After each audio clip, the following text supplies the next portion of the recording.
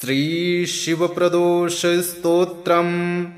जय देव जगन्नाथ, जय शंकर शाश्वत,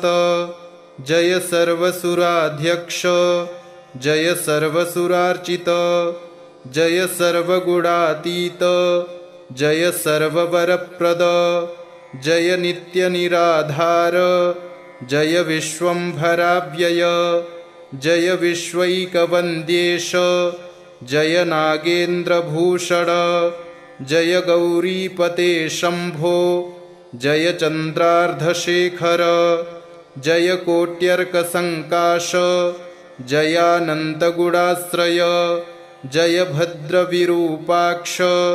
जयाचिन्त्यनिरञ्जन, जय नाथ कृपासिन्धो, जय भक्तार्तिभञ्जन, जय दुस्तरसंसार सागरोत्तारणप्रभो, प्रसीद मे महादेव, संसारार्तस्य खिद्यतः, सर्वपापक्षयं कृत्वा रक्ष मां परमेश्वर, महादारिद्र्यमग्नस्य, महापापहतस्य च, महाशोकनिविष्टस्य,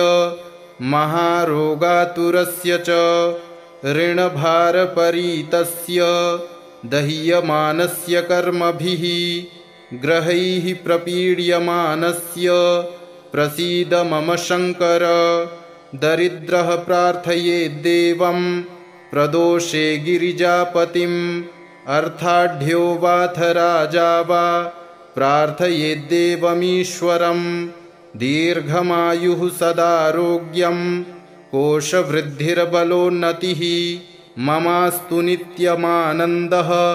प्रसादात्तव शंकर। शत्रवः संक्षयं यान्तु, प्रसीदन्तु मम प्रजाः, नश्यन्तु दस्यवो राष्ट्रे, जनाः सन्तु निरापदः। दुर्भिक्षमारिसन्तापाः, शमं यान्तु महीतले, सर्वसस्यसमृद्धिश्च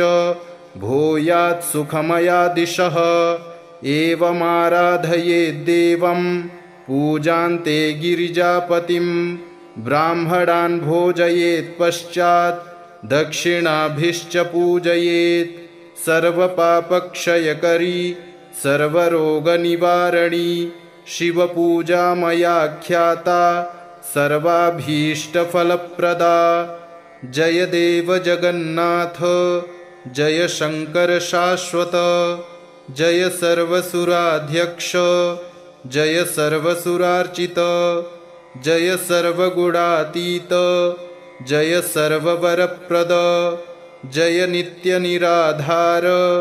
जय विश्वंभराव्यय, जय विश्वैकवन्द्येश, जय नागेन्द्रभूषण, जय गौरीपते शंभो, जय चन्द्रार्धशेखर, जय कोट्यर्कसङ्काश, जयानन्तगुणाश्रय, जय भद्रविरूपाक्ष, जयाचिन्त्यनिरञ्जन, जय नाथ कृपासिन्धो, जय भक्तार्तिभञ्जन, जय दुस्तरसंसार सागरोत्तारणप्रभो, प्रसीद मे महादेव, संसारार्तस्य खिद्यतः, सर्वपापक्षयं कृत्वा रक्ष मां परमेश्वर। महादारिद्र्यमग्नस्य, महापापहतस्य च, महाशोकनिविष्टस्य, महारोगातुरस्य च, ऋणभारपरीतस्य, दह्यमानस्य कर्मभिः ग्रहैः प्रपीड्यमानस्य, प्रसीद मम शंकर। दरिद्रः प्रार्थयेद्देवं, प्रदोषे गिरिजापतिम्, अर्थाढ्यो वाथ राजा वा, प्रार्थयेद्देवमीश्वरम्। दीर्घमायुः सदारोग्यं, कोशवृद्धिर्बलोन्नतिः, ममास्तु नित्यमानन्दः, प्रसादात्तव शंकर। शत्रवः संक्षयं यान्तु, प्रसीदन्तु मम प्रजाः, नश्यन्तु दस्यवो राष्ट्रे, जनाः सन्तु निरापदः दुर्भिक्षमारिसन्तापाः शमं यान्तु महीतले सर्वसस्यसमृद्धिश्च भूयात् सुखमयादिशः एवमाराधयेद्देवं पूजान्ते गिरिजापतिं ब्राह्मणान् भोजयेत् पश्चात् दक्षिणाभिश्च पूजयेत् सर्वपापक्षयकरी सर्वरोगनिवारणी शिवपूजा मया ख्याता सर्वाभीष्टफलप्रदा। जय देव जगन्नाथ जय शंकर शाश्वत जय सर्वसुराध्यक्ष जय सर्वसुरार्चित जय सर्वगुणातीत जय सर्ववरप्रद जय नित्यनिराधार जय विश्वंभराव्यय जय विश्वैकवन्द्येश जय नागेन्द्रभूषण जय गौरीपते शंभो जय चन्द्रार्धशेखर जय कोट्यर्कसङ्काश जयानन्तगुणाश्रय जय भद्रविरूपाक्ष जयाचिन्त्यनिरञ्जन जय नाथ कृपासिन्धो जय भक्तार्तिभञ्जन जय दुस्तरसंसार सागरोत्तारणप्रभो प्रसीद मे महादेव संसारार्तस्य खिद्यतः सर्वपापक्षयं कृत्वा रक्ष मां परमेश्वर महादारिद्र्यमग्नस्य महापापहतस्य च महाशोकनिविष्टस्य महारोगातुरस्य च ऋणभारपरीतस्य दह्यमानस्य कर्मभिः ग्रहैः प्रपीड्यमानस्य प्रसीद मम शङ्कर दरिद्रः प्रार्थयेद्देवं प्रदोषे गिरिजापतिम् अर्थाढ्यो वाथ राजा वा प्रार्थयेद्देवमीश्वरम् दीर्घमायुः सदारोग्यं कोशवृद्धिर्बलोन्नतिः ममास्तु नित्यमानन्दः प्रसादात्तव शङ्कर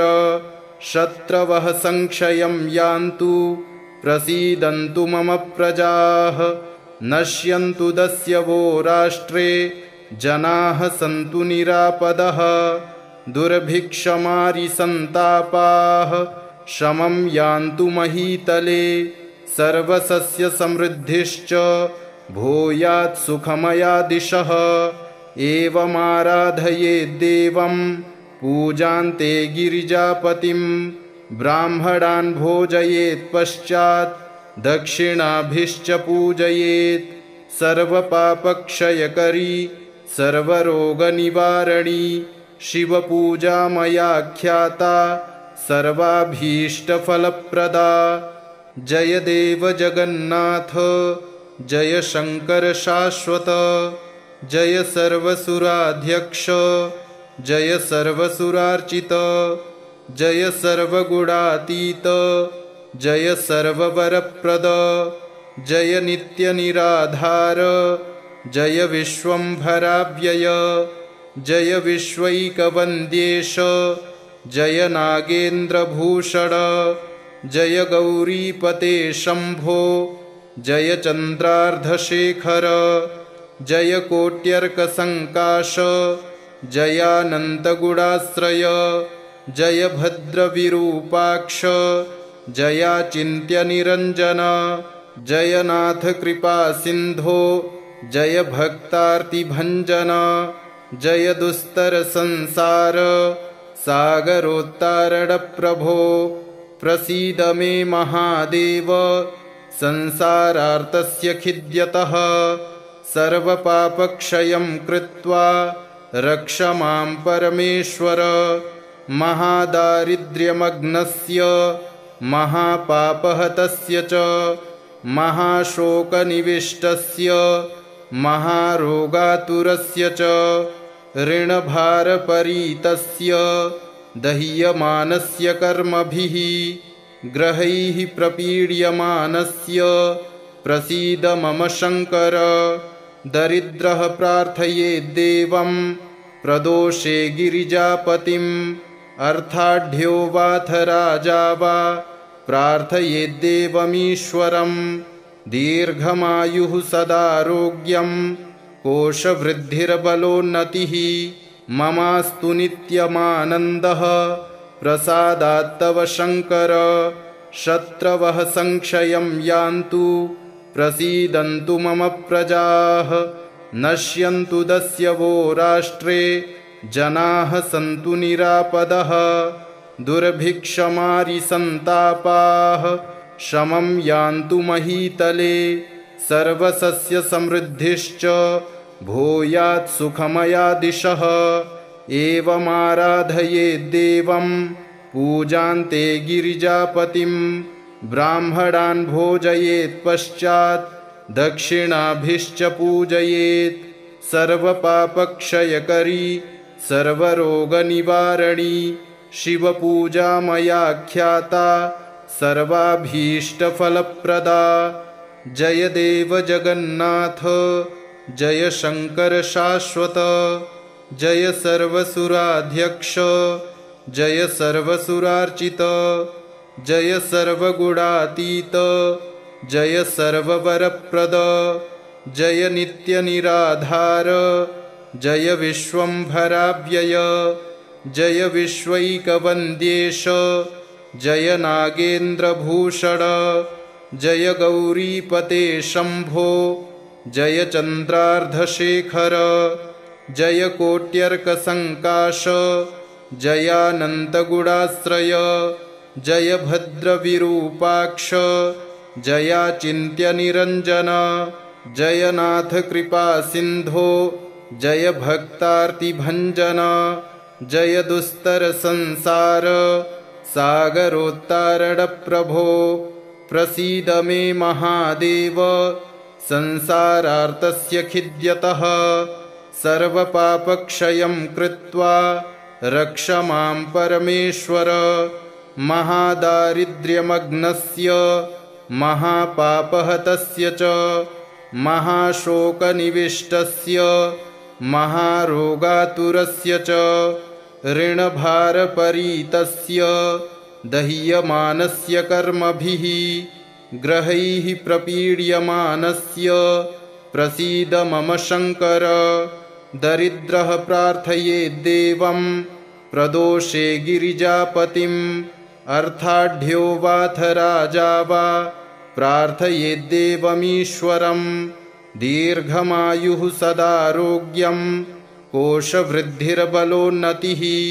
ममास्तु नित्यमानन्दः